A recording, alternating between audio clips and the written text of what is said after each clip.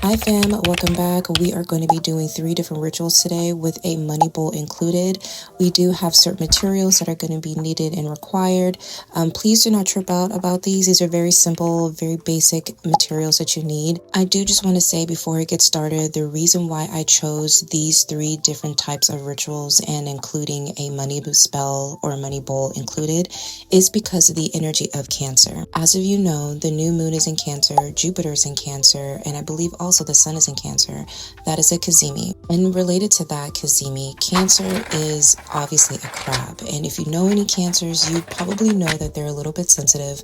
They may have a mother wound. They may have a tendency to really hold back their emotions so that they can please other people, specifically a mother figure, or really anything that would pertain to a feminine energy. And if you checked out my previous video, you already know that I'm currently going through this event on just really shedding some deeper inner child wounds that are related to my career and my creativity. And so it's really important for you guys to take a look at what is actually happening in your own natal chart. Doesn't matter if you do sidereal or tropical or vertic. Just make sure that you are looking at the transit on this energy of the new moon and see how this is hitting your energy, specifically in the house that Cancer is in and the energy and the planets that may reside within it. Now, at the beginning of this video, I did tell you guys the materials that you're going to need. These are super basic. You do not have to go out of your way and do extra things. If you have a specific color association that you want to use for the candle, please do. And also in regards to the money bowl, if there are other herbs and things that you want to use, please do. I'm using what is in my area. I am using what I have available to me. This is what our ancestors did, and I'm encouraging you guys to do the same. I also just want to preface and say that I did provide you guys different forms of meditation music. I know some people like certain things, and honestly, I feel like if you broaden your horizon on different types of music, that kind of helps you kind of get into a Zen mode.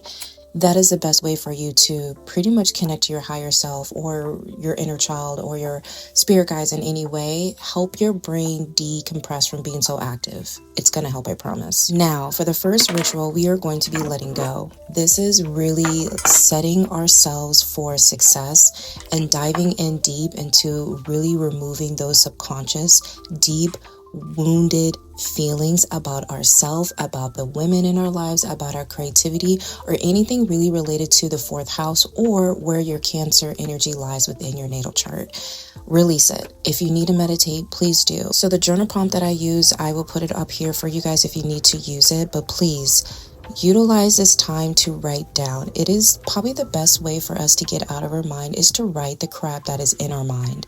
When we are allowing ourselves to remove those constant thoughts that would tell us that we're the opposite, it shows our brain data that like, yeah, that might be a truthful thing, but we're also not going to acknowledge it and create more energy and emotions behind it. It's releasing, it's letting go. Fire, I just also want to say, like, we're utilizing a lot of elements here. We're using not only the air element for our thoughts, but we're also using paper, which is earth, and then we're also using fire to burn it. When you are then going into the space of releasing this and you're letting the energy of the wind and the fire to burn what you are feeling from an internal deep subconscious level, you need to understand that you may get tripped up about it because that's triggers and that's just honestly ego and everything coming into play with our brain. But at the same time, when you do get those triggered moments, you have to give yourself that space and that time to assess it, acknowledge it, and then move on. You don't have to add more energy behind it because if you're doing this ritual of cleansing and letting go, you will be letting it go. Period, point blank. Now, the second ritual, this is a cleansing ritual. You can not use water. You can honestly just use Florida water if you have it, or any type of cleansing oil or cleansing water on yourself. But for me, I didn't have that. So I just got myself a clean bucket of water. I poured a little bit of the Florida water, like literally a little bit, because honestly, what we're doing here with the Cancer energy is using water as a conduit to help cleanse.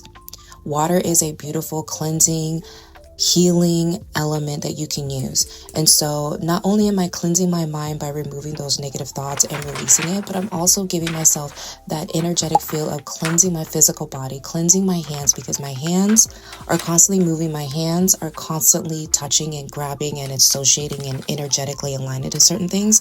And so I specifically wanted to create a cleansing water, and that cleansing water I put on my hands, I put on my arms, I put on my throat, because my throat chakra is really important, me telling my truth, speaking my truth, feeling my truth.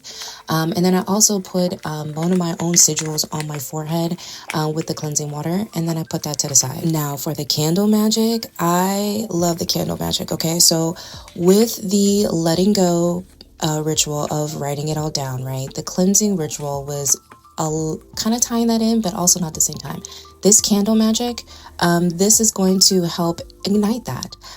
Whatever you want to do, put your intentions, your name, your birthday on the candle, cleanse it, air, liquid, your breath, it doesn't matter. You can even knock on it and that's cleansing out your candle. Again, the color doesn't matter, but I personally chose to use white because of the new beginnings and cleansing and healing that it provides. After that, I actually meditate with the candle for a very long time. You guys didn't see it, but I'm actually putting my energy into it. Remember, I'm an energy-based reader, which means I'm an energy-based practitioner.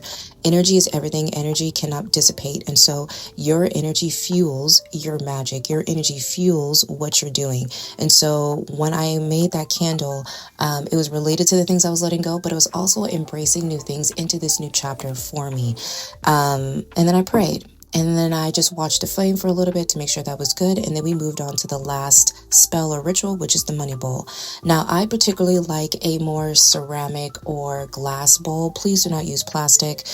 This is an energetic thing, so please use that. I also just want to preface and say that I've had this money bowl for at least the last 6 months. And whenever I do this, it does generate new energy of abundance coming in my way. So like the previous other ones, I did create another spell. Or just like another petition, just like I did with the candle magic, I put it underneath the tray. I'm putting this petition with cinnamon and salt for a lot of different reasons, but salt is just an added addition for protection. And then the cinnamon is just to bring in the extra fast, good luck, attraction energy towards me. I then put that in the bed of rice. Doesn't matter what kind of rice, just rice, lavender, and cinnamon. Now, again, I've used this numerous times, so I just cleansed that bowl with the energy of it had, and then I went ahead and I put the petition in the middle of the bowl. In addition to that, I do put physical money in, and at the time, I just had a $20 bill. I honestly did not want to go to the bank just to break that down, and so I cleansed out the dollar.